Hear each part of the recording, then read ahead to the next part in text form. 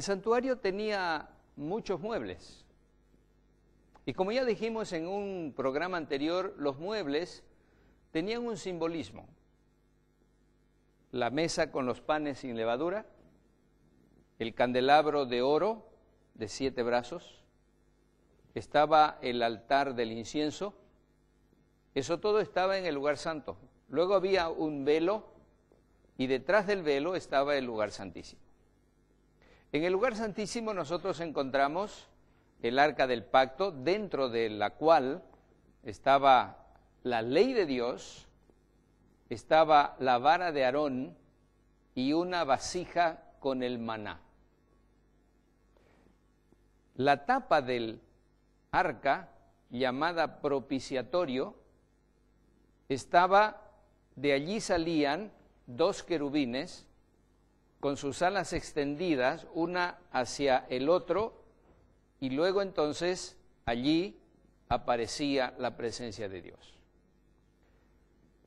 Cuando nosotros analizamos lo que simboliza cada uno de los muebles y de los servicios del santuario, encontramos que hay algo maravilloso en ello. Pero cuando vamos de Daniel a Apocalipsis, encontramos que hay coincidencia en los símbolos que utilizan tanto el profeta Daniel como el apóstol San Juan. Por ejemplo, los vientos. ¿Qué significan los vientos? ¿Qué significa el mar? ¿Qué significa la tierra? ¿Qué significa la mujer? Encontramos 2 mujeres, una mujer pura y una mujer prostituta. Todo eso nos indica la maravilla de la profecía y de los simbolismos que existen en la palabra de Dios. La conferencia de esta noche se titula Las neblinas del tiempo, y este es un bonito fondo nublado allí. Las neblinas del tiempo es una conferencia sobre Daniel capítulo 2. Yo soy Dios y no hay otro Dios, que anuncio lo por venir desde el principio y desde la antigüedad, y lo que aún no era hecho. Isaías capítulo 46, versículos 9 y 10. Entonces Dios dice, y yo te diré antes de tiempo lo que pasará desde el principio hasta los últimos días. Y en Daniel tenemos una clave al libro de Apocalipsis. De hecho, los libros de Daniel y Apocalipsis van mano a mano. El simbolismo que encontramos en el libro de Apocalipsis es de hecho tomado de toda la Biblia, pero las imágenes son tomadas del libro de Daniel específicamente. Jesús dice en Mateo 24, cuando se le preguntó acerca de las señales del fin, que debemos estudiar el libro de Daniel en particular, y declara eso en Mateo 24. Y por supuesto, en el libro de Apocalipsis también dice, bienaventurado el que lee y los que oyen las palabras de esa profecía. Entonces, los libros del tiempo final, aquellos que tienen un bosquejo a lo largo de la historia y nos revelan eventos mientras ellos se cumplen, esto lo encontramos en estos grandes libros de la Biblia.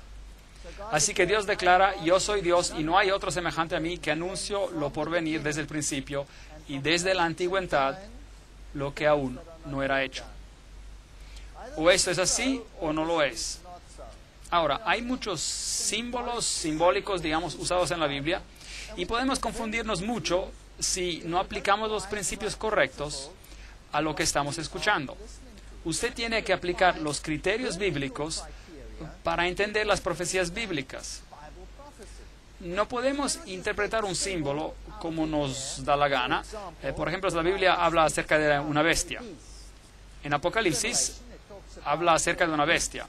Habla acerca de la marca de una bestia. Habla acerca de algo que tiene que ser puesto en la mano y en la frente. Y eso representa la marca de la bestia, por ejemplo. Bueno, ¿qué es la bestia? Podemos pensar lo que queremos con la palabra bestia. Ustedes podrían decir, como muchos en el mundo dicen hoy día, la bestia es una computadora. Algunos hasta dicen cuál es. Dicen que es una computadora en Bruselas, en Bélgica. Bueno, ¿dice la Biblia que las bestias son computadoras? ¿Sí o no? Para interpretar, tiene que limitarse a criterios bíblicos. La Biblia usa símbolos de animales, por ejemplo, se usa leones y osos y cosas como estas. Ahora, hay equipos de deportes que son conocidos como leones. En las Islas Británicas, el equipo de rugby es conocido como los leones. Entonces voy a interpretarla en la Biblia que el equipo británico de rugby va a jugar un rol importante en los tiempos finales, solo porque se llaman leones o los osos. De hecho, ese es otro equipo de deportes. ¿Será eso un criterio? Claro que no. Tenemos que usar criterios bíblicos para poder tratar con símbolos bíblicos. Así que he juntado un pequeño diccionario de términos proféticos que están definidos en la Biblia, y tenemos que usar la Biblia, las definiciones de la Biblia. Por ejemplo, linos blancos son justicia, Apocalipsis 19, verso 8. El lino blanco que vistes representa la justicia de los santos.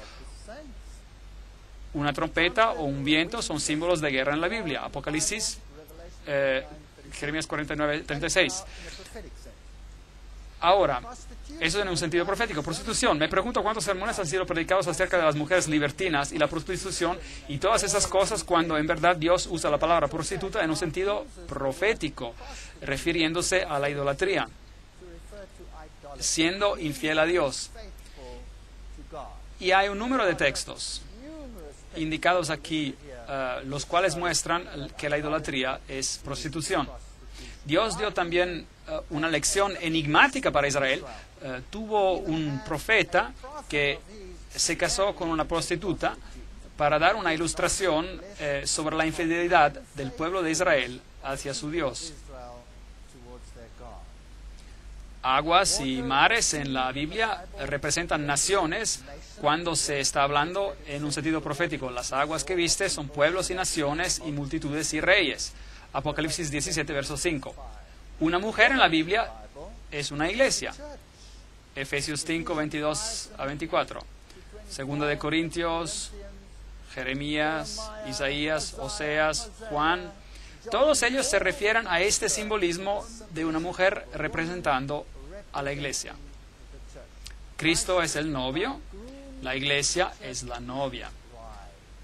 Sión es un símbolo del pueblo de Dios. Isaías 51, 16. Y una bestia, en la Biblia, en sentido profético, es un reino. Daniel capítulo 7, verso 17 dice, y las bestias que vistes son reinos o reyes. Y un rey representa un reino. Entonces, no se está hablando de un equipo de fútbol o de una computadora, pero de un reino. Eso es. Así que si alguien tiene la marca de la bestia, entonces esta será la marca de un reino. Eso es lo que significa. No puede significar otra cosa. Tenemos que quedarnos con el significado de la Biblia. Un cuerno en la Biblia también representa un rey o un reino. Así que de un reino pueden levantarse un número de cuernos. Eso significa que el reino se desintegrará y muchos reinos se levantarán de ese reino. Una roca en la Biblia, la roca en la Biblia es Jesús. Eso es lo que cantamos en nuestro canto lema al comienzo.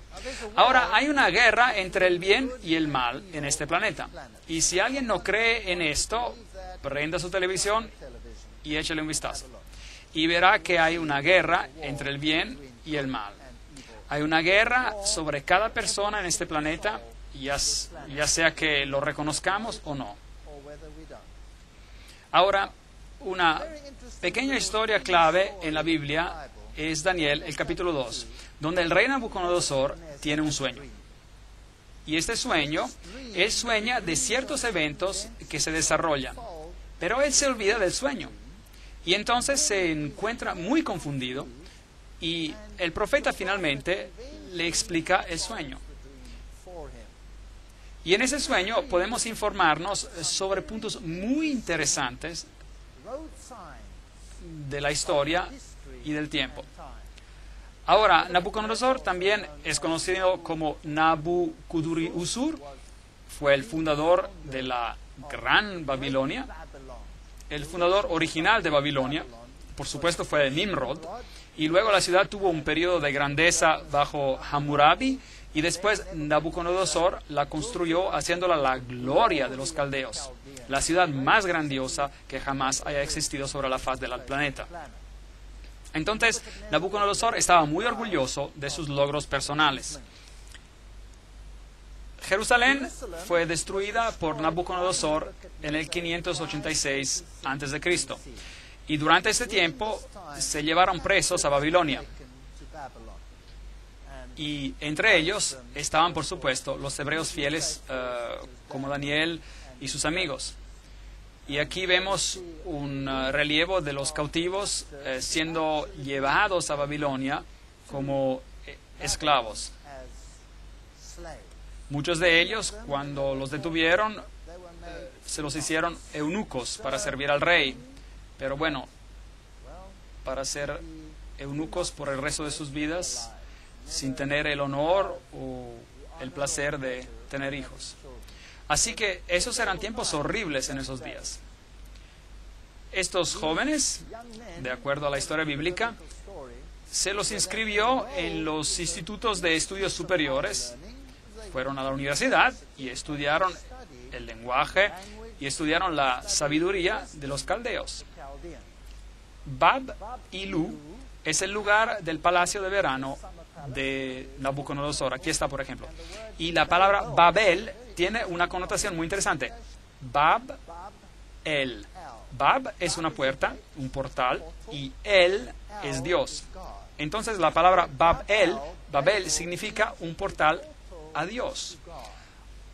Ahora, la Biblia dice que hay alguien más que se llama a sí mismo la puerta, y ese es Jesucristo.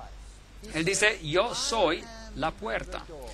Entonces Jesús está diciendo, yo soy el Bab, la puerta, el portal, por la cual uno debe entrar al reino de los cielos. Jesús dice, yo soy la puerta y nadie viene al Padre sino que por medio de mí. Entonces, Él es la puerta, la entrada al cielo. Bab-el representa otra entrada, otra puerta por donde uno trata de escalar al cielo por otro camino, otra puerta. Babilu es entonces también un portal. El rey era divino en los tiempos antiguos, aunque los reyes babilonios y los reyes asirios no se atrevieron a tanto. Ellos eran, por lo general, los sumos sacerdotes. Entonces, en Daniel capítulo 2 leemos, en el segundo reinado de Nabucodonosor, tuvo Nabucodonosor sueños. Ahora, aquí tenemos un problema. Inmediatamente tenemos un problema. Y los críticos de la alta crítica se divierten con versos como estos. Un poco de conocimiento es una cosa peligrosa. Entonces los críticos se quejan acerca de este texto, se quejaron, porque dice, en el segundo año del reinado de Nabucodonosor, pero entonces un poquito más adelante dice, en el tercer año del cautiverio de Daniel. Y Daniel había completado ya los 3 años de estudio cuando esto ocurrió. Y Nabucodonosor y estos cautivos empezaron al mismo tiempo. Entonces los críticos decían, bueno, ¿cómo puede ser posible? Nabucodonosor está en su segundo año de reinado y los otros están en su tercer año. La Biblia es absurda.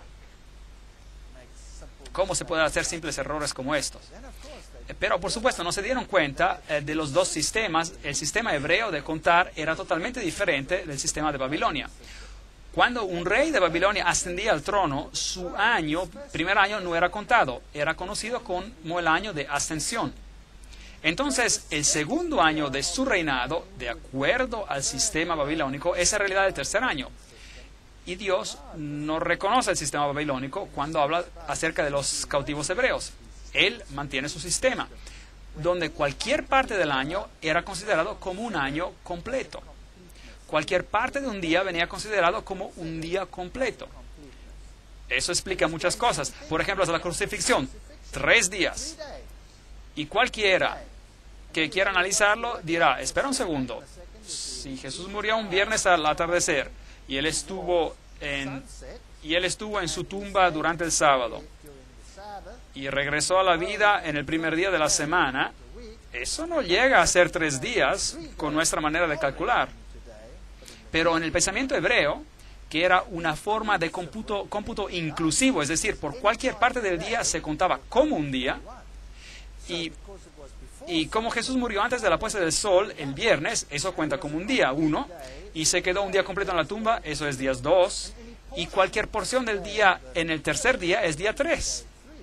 Entonces, es eso lo que está en el registro bíblico, 3 noches, mañanas, 3 días y noches.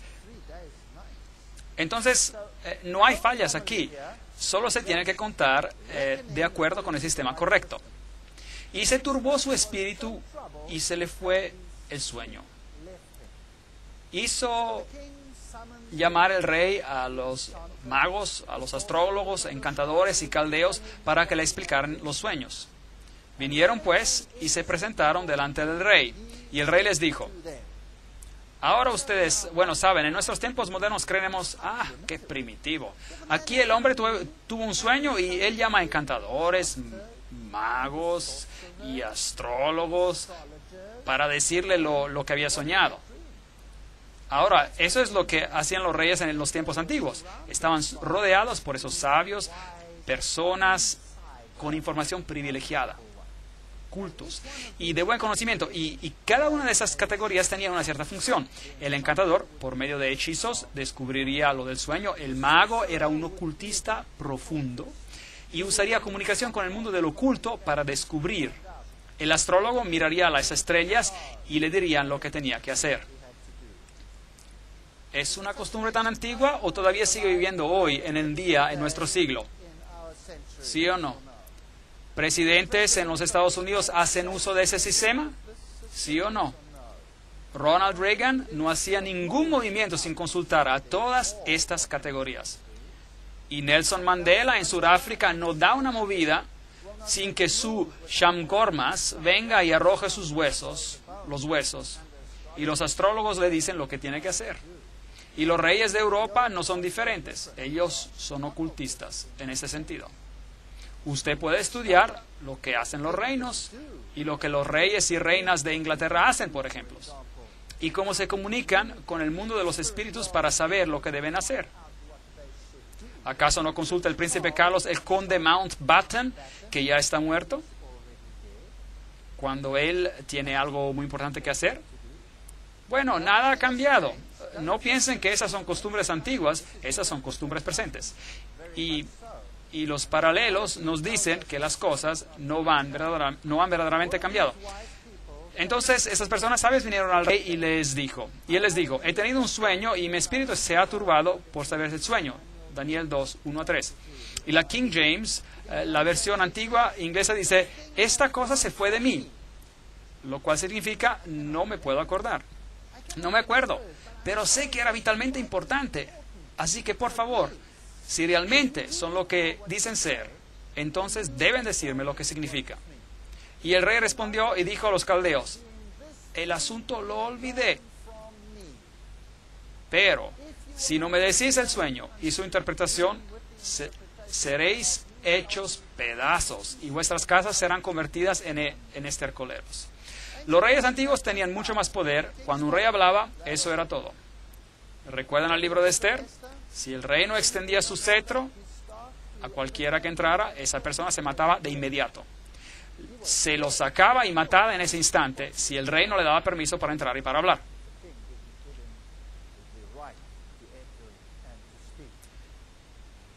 El versículo 10 dice, los caldeos. Ahora, ¿quiénes son los caldeos? Los caldeos eran los eruditos, los que eran altamente educados, los astrónomos, los antes. Y tenemos caldeos hoy en día. Algunas órdenes religiosas concentran los más intelectuales, los más cultos en el mundo, en ciertos órdenes, que de hecho después administran muchas de nuestras universidades.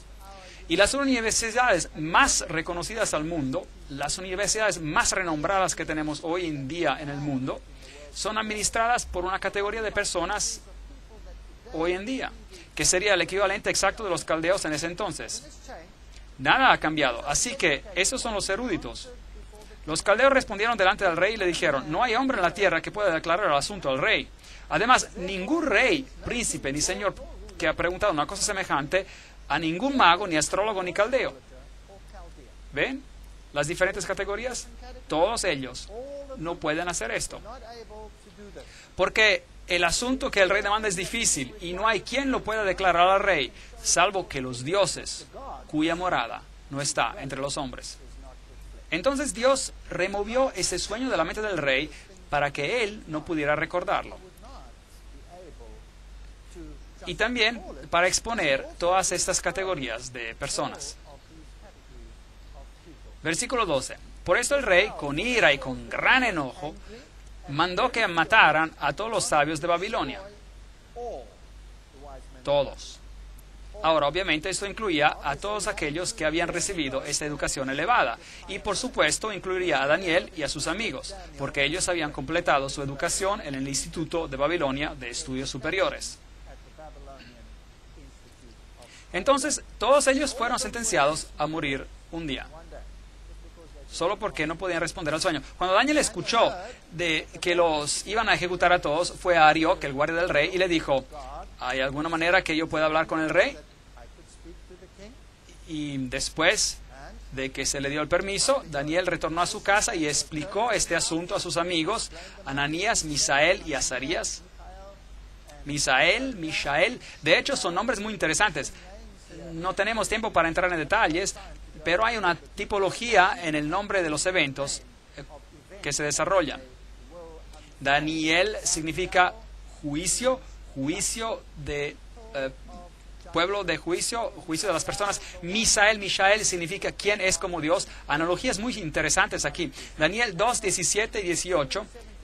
Él pidió para que pidiera misericordia del Dios del cielo sobre este misterio, a fin de que Daniel y sus compañeros no perecieran con los otros sabios de Babilonia. Esos son los acontecimientos básicos detrás de nuestra historia. En Daniel 2, versículo 21, tenemos esta declaración. Y Él, el Dios, es decir, cambia los tiempos y las estaciones, remueve reyes y pone reyes.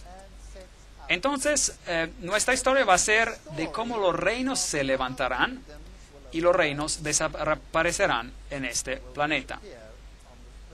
Daniel 2, versículo 24, nos cuenta de cómo el rey es informado de que Daniel tiene una respuesta. No ejecutes a los sabios de Babilonia, llévame a la presencia del rey y yo le daré la interpretación. Dios dio a Daniel una visión, no solo una descripción del sueño, pero también la solución, la interpretación del sueño. Respondió el rey y le dijo a Daniel, el cual se llamaba Belshazzar, que por supuesto es su nombre dado en lugar de Daniel, que se interpreta juicio. Así que todo el libro de Daniel habla de juicio, como el nombre indica. Habla acerca del juicio final sobre este planeta y el juicio de los varios reinos mientras avanza en la historia. Belshazzar, Bel era el dios de los caldeos. Bel, vamos a hablar mucho de este dios Bel, y está muy de moda hoy en día, diría. Hay muchas organizaciones que se llaman aún por Bel hasta hoy en día. Daniel, el cual llamaban Belshazzar, ¿podrás tú hacerme conocer el sueño que vi y su interpretación? Daniel 2:26. ¿Y qué dijo Daniel? ¿Sí yo puedo? ¿Sí yo puedo? No. Belshazzar, Belteshazzar. Belit es diosa, Sha es rey, Sar, Utsur es protector. Entonces, Belit, Bel, es una deidad masculina, Belit es una deidad femenina. Ya sea masculino o femenino, eran intercambiables. Es una idea interesante. Regresaremos a este concepto en más detalle al futuro. Daniel respondió al rey diciendo, el misterio que el rey demanda, ni sabios, ni astrólogos, ni magos, ni adivinos. Es fascinante para mí saber que cada una de esas categorías existen hoy en día y son usadas por el mundo hoy y por el liderazgo del mundo hoy. Pero hay un Dios en los cielos que revela los misterios y Él ha hecho saber al rey Nabucodonosor lo que ha de acontecer. ¿Cuándo? En los últimos días. Daniel 2, 27, 28. Entonces Daniel capítulo 2 es un libro para nuestro tiempo. Es para nuestro tiempo. Nos explica algo para todos los tiempos, pero se concentra al final de la historia humana. El Daniel, el juicio final viene en nuestros tiempos. No es sorprendente que las personas digan, olvídese del Antiguo Testamento, no lo necesitamos más. Bueno, Jesús dijo, cuando veáis en el lugar santo la abominación desoladora de la que habló el profeta Daniel, el que lee entienda. Hablando acerca del futuro, Jesús mismo nos indica el libro de Daniel y concierne nuestro tiempo. Y Daniel no toma el honor, él da el honor a Dios. Vean, hay dos sistemas religiosos en este planeta. Un sistema está centrado en el hombre y el otro está centrado en Dios. Y esa es la batalla para el alma de cada persona en este planeta. Y se sorprenderá de quién hoy en día promueve una religión centrada en el hombre. Se sorprenderá. Los pondré en la pantalla uno después del otro para usted, mientras seguimos con las conferencias. Daniel 2:29. Estando tú, rey, en tu cama, te vinieron pensamientos por saber lo que había de suceder en lo porvenir. Y el que revela los misterios te mostró lo que ha de ser. Y esto es básicamente lo que él soñó. Él vio a una estatua con la cabeza de oro, los brazos de plata, y esta cabeza de oro era muy asombrosa. 2 brazos, caderas de bronce, piernas de hierro, 2 piernas, y luego los pies de hierro y barro. Y luego él vio una roca que venía hacia la tierra,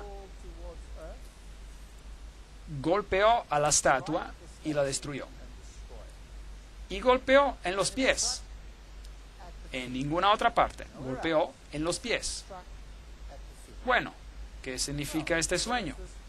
Bueno, la Biblia es tan buena que nos dice exactamente lo que significa para que no tengamos que adivinar. Tú, rey, veías en tu sueño una gran imagen. Esta imagen era muy grande y su gloria muy sublime. Eso es lo que él soñó. Y viste esta roca venir. Daniel 2, versículos 32 al 33.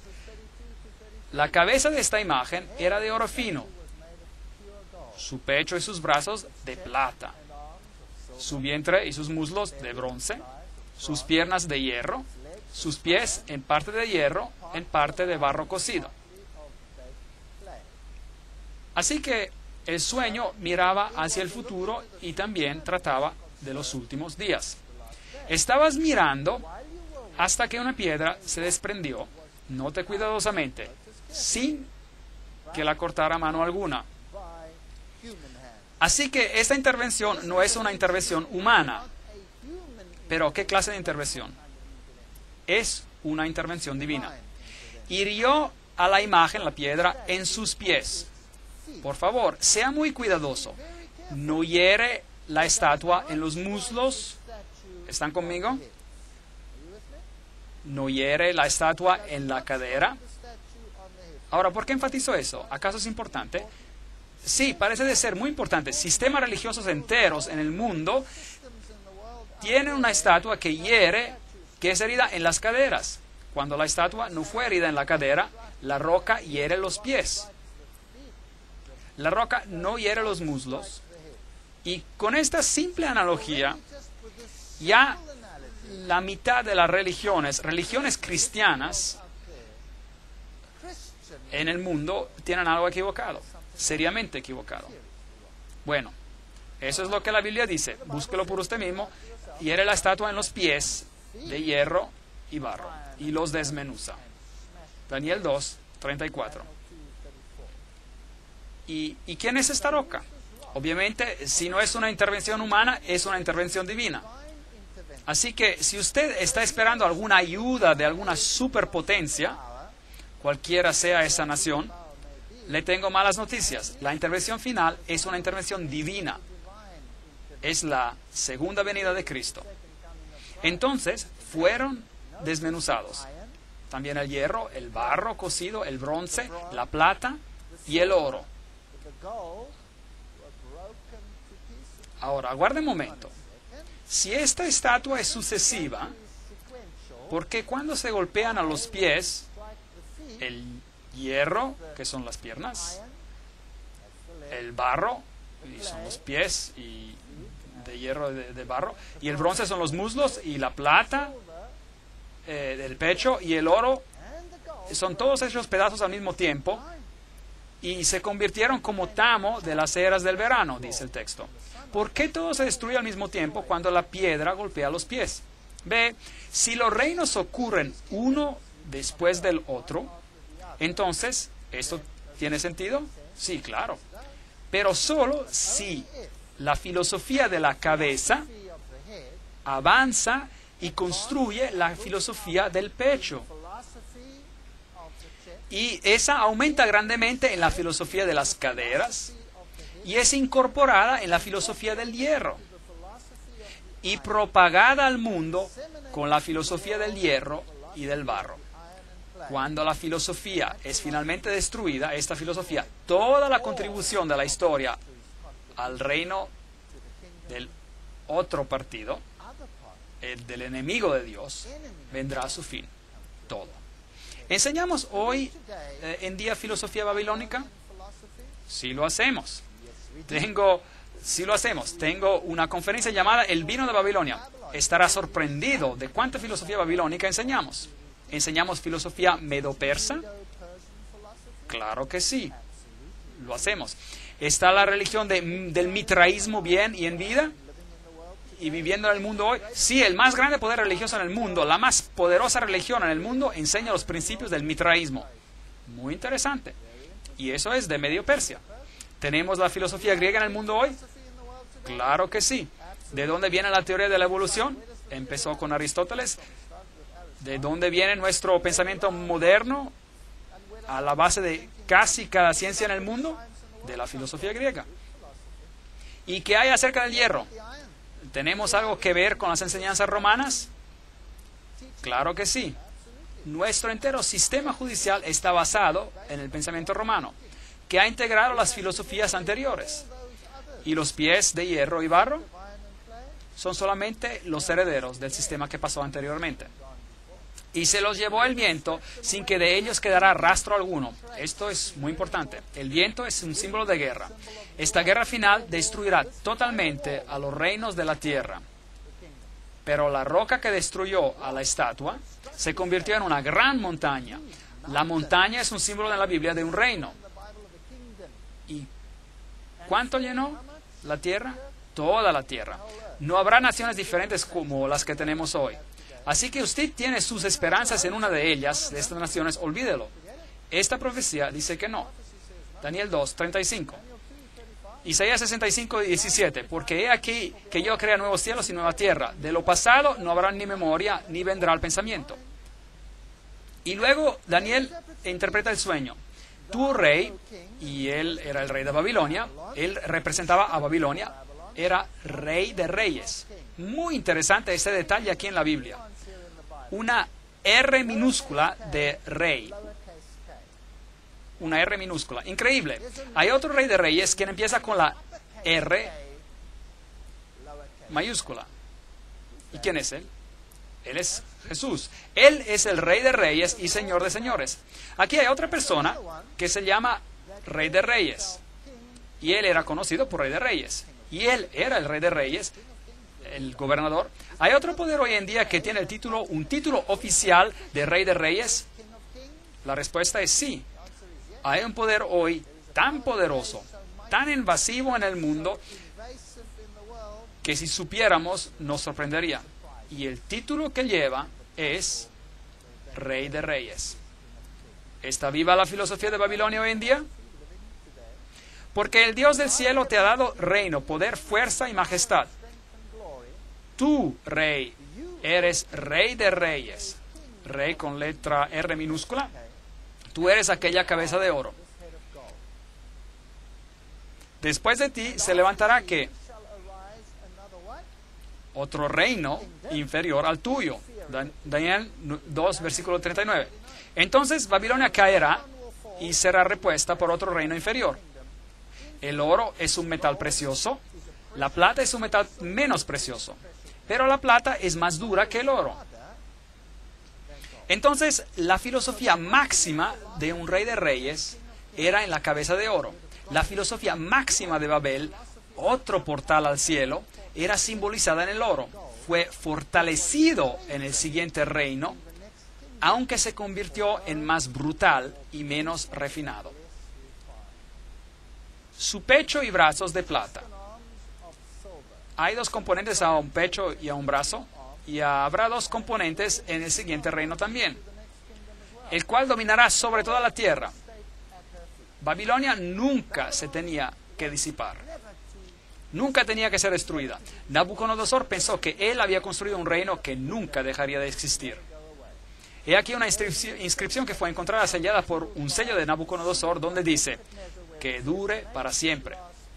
Él no podía pensar en un reino que sería destruido. Pero Daniel le indicó y le dijo, el reino desaparecerá, tu reino desaparecerá. Este orgulloso monarca dijo a Daniel, increíble, nunca, jamás. ¿Y qué hizo él? Después de que se había humillado, más tarde endureció su corazón y él pensó en sí mismo, nunca, yo voy a desafiar al Rey de Reyes. Mi reino de oro nunca será destruido. Nunca pasará a la plata, al bronce, al hierro y al barro. Nunca. Reinará para siempre.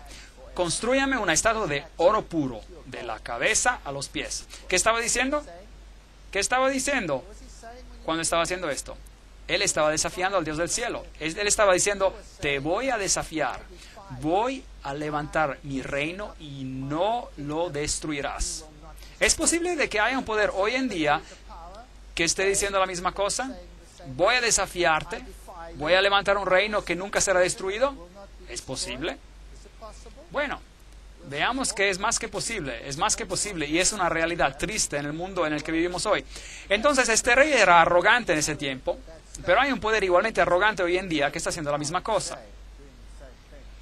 Daniel 3, 16 a 18. Sadrach, Mesach y Abednego respondieron al rey Nabucodonosor diciendo, no es necesario que te respondamos sobre este asunto. Nuestro Dios, a quien servimos, puede librarnos del horno del fuego ardiente. Y de tus manos, rey, nos librará. Y si no, has de saber, oh rey, que no serviremos a tus dioses ni tampoco adoraremos a la estatua que has levantado. Luego él llamó a todos, incluyendo a los hebreos, que habían interpretado esa visión por él, y le dijo, al oír del son de la bocina, de la flauta, de la cítara, de la arpa, del salterio, de la zampoña y de todo instrumento de música, os postréis. Puéstanse. ¿Es usada la música hoy en día para juntar a las naciones, sí o no? ¿Sí o no? Sí, increíble. Claro que sí. Así que los tres dijeron, no nos prostraremos, aunque Dios no nos ayude, no nos prostraremos. ¿Quién más dijo eso? Job lo hizo. Job tenía esa clase de fe. Job dijo, aunque me matara, le serviré. Increíble. Es grandioso. Entonces, ellos fueron arrojados al horno de fuego. ¿Y qué pasó? Las sogas se quemaron y los soldados que los arrojaron se quemaron a muerte. Y Daniel 3:26, entonces Nabucodonosor se acercó a la puerta del horno del fuego ardiente y dijo, Sadrach, Mesach y Abednego, siervos del Dios Altísimo, salid y venid. Porque cuando el rey vio a una cuarta persona entre ellos, ¿y a quién vio? La versión antigua inglesa dice, alguien como el Hijo de Dios. Y las otras versiones vieron a alguien que parecía como un hijo de dioses. Gran diferencia entre las dos traducciones. Daniel 3:28, y Nabucodonosor dijo, bendito sea el Dios de Sadrach, Mesach y Abednego, que envió a su ángel y libró a sus siervos que confiaron en él, los cuales no cumplieron el edicto del rey y entregaron a sus cuerpos antes de servir y adorar a otro Dios que su Dios. Entonces la historia nos cuenta de que Nabucodonosor fue humillado. ¿Sabía que Nabucodonosor es el único rey pagano que tuvo el privilegio de escribir un capítulo en la Biblia? Increíble. Él escribió un capítulo en la Biblia, la historia de su conversión. Léalo en el libro de Daniel. Y creo que Nabucodonosor estará en el cielo algún día, porque se convirtió y su orgullo se humilló. Pero esto es como se veía, era una ciudad magnífica. Aquí está el emblema de Babilonia, el león, jardines colgantes. Él los construyó para su esposa Amuea, quien deseaba montañas. Y Babilonia estaba en una llanura y ella no estaba muy feliz. Entonces él le dijo, voy a construirte una montaña. Y él se la construyó. Esos eran los reyes de aquellos días, tenían poder. Aquí hay la puerta famosa de Ishtar, que todavía se puede encontrar en el Museo de Pergamum en Berlín. Hermosos relieves de piedras originales. Las escrituras cuneiformes que han descubierto nos cuentan la historia de Nabucodonosor. Estos portales los adorné con hermosura para que sean el asombro de multitudes de personas. Dicen las escrituras, para el asombro de los hombres he construido esta casa. Nabonidus, ahora, ¿quién era Nabonidus? Era el padre. Y a Belshazzar, el hijo exaltado, la ofrenda de mi cuerpo. ¿El padre de quién? De Belshazzar. ¿No es interesante? Vea, los críticos observaron otra vez. La Biblia habla acerca del último rey de Babilonia como Belshazzar. Y estos críticos decían, está mal, él no era el rey. Nabonidus era el rey. Lo que no se dieron cuenta, no teniendo las escrituras cuneiformes para descifrar a esa etapa, era que Nabonidus se había retirado a una vida religiosa. Él era un hombre altamente religioso y servía entre los sacerdotes de Babilonia. Y le concedió el gobierno a su hijo. Entonces, esta es una inscripción que se ha encontrado sobre este asunto. Y a Belshazzar, el hijo exaltado, la ofrenda de mi cuerpo, tú pones la adoración de la gran deidad en su corazón, que no camine en caminos de pecados, que su vida sea satisfecha en abundancia y reverencia de la gran deidad que mora en su corazón de Belshazzar, mi hijo primogénito. Dios habla al hombre moderno, página 154. Déjeme decirle, en el año 1882 una inscripción fue encontrada que Nabonidus había dejado durante su reinado a su hijo. En 1916 una inscripción fue encontrada en la cual había un juramento de Belteshazzar y Nabonidus juntos. Nuevamente los críticos se equivocaron, la Biblia fue comprobada correcta. Y en 1924 encontraron la famosa inscripción, yo otorgo mi reinado a mi hijo Belshazzar. Traguen los polvos, el polvo críticos, la Biblia gana 1-0, nada para los enemigos de esto. Y luego la escritura apareció en la pared y escuchamos la historia del viejo profeta Daniel que fue llamado para interpretar la escritura en la pared. Mene, contó Dios tu reino y le ha puesto fin, Belshazzar, y lo ha terminado. Tekel, pesado ha sido en las balanzas y ha fallado, y se ha hallado falto. Peres, tu reino ha sido dividido y dado a los medos y los persas. Muy interesante, dos brazos, medos y persas. Y el profeta interpreta una escritura escrita por un dedo en la pared. ¿Sabía que en la Biblia hay solo 4 veces cuando Dios escribe con su dedo? La primera vez, Él escribe los 10 mandamientos con su dedo. Eso dice la Biblia. Y las escribió en 2 tablas de piedra, y luego Moisés las quebrantó cuando bajó y encontró a los israelitas en idolatría, y luego labró a nuevas piedras, y nuevamente Dios escribió con su dedo lo que él había escrito en las primeras tablas. Y luego aquí en Babilonia, a la caída de Babilonia, Dios escribió con su dedo. Entonces Dios quería asegurarse de que todos se dieran cuenta de que Él traería a Babilonia a su fin. Lo escribió con su dedo. Y en el tiempo del fin, la Biblia nos dice que hay otro rey de Babilonia, en el libro de Apocalipsis, el cual vendrá también a su fin. De la misma manera. ¿Y cuál es la cuarta vez cuando Dios escribe con su dedo? Jesús escribió con su dedo en la arena. Interesante. Ese es el único registro que tenemos de Jesús escribiendo algo con su dedo. Babilonia no quiere.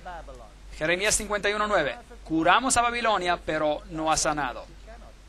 Apocalipsis 2:21. Yo le he dado tiempo para que se arrepienta, pero no quiere arrepentirse. Hay una Babilonia antigua y hay una Babilonia moderna. ¿Quién es la Babilonia moderna? La Biblia nombra a Ciro 150 años antes de su nacimiento. El profeta Isaías en el capítulo 45 dice: así dice Jehová a su ungido, a Ciro, al cual tomé yo por su mano derecha para sujetar naciones delante de él, y a desatar lomos de reyes para abrir puertas delante de él, puertas que no cerrarán. Isaías 45:1. La Biblia predice que este rey Ciro vendría y liberaría. La Biblia lo llama el ungido. ¿Sabía que la Biblia usa esta terminología para Ciro y la usa para Jesús? Entonces, este rey pagano aquí, quien trae a Babilonia a su fin, es usado como símbolo, como tipo del gran rey que vendrá y dará su fin a Babilonia en los últimos tiempos. Es una analogía muy interesante, muy interesante. El cilindro de Ciro, con toda la historia de él, en escritura cuneiforme de cómo ocurrió. Yo soy Ciro, rey del mundo, el rey grande y justo, el rey de Babilonia, el rey de Sumer y Akkad, el rey de los 4 puntos del mundo, hijo de Cambises. Cuando entré a Babilonia como amigo y ascendí al trono entre ánimos de alegría y espectáculo maravilloso en el palacio del gobernador, mis soldados innumerables vagaron a Babilonia en paz y en sinceridad. Yo prohibí hostigamiento, acoso y terror por todo Sumer y Akkad. Me esforcé por mantener paz en Babilonia y en todas las otras ciudades. Abolí el trabajo forzado por respeto a los ciudadanos de Babilonia, lo cual era contra su estado social, y ayudé a restaurar las casas destruidas, las acomodé nuevamente con lugar pasible. Patos y palomas traté de preservar sus hábitats. Dios va a restaurar todas las cosas también. El ejército marchó por debajo de las puertas de Babilonia. Fueron dejadas abiertas, el río se apartó porque Dios cambia tiempos y estaciones y remueve reyes y levanta reyes. Y es Él quien da sabiduría al sabio y conocimiento a aquellos que no entienden. Y eso llegó a su fin al reino de Babilonia. Y ahora el siguiente reino está por llegar. Hablaremos de esto en la próxima conferencia.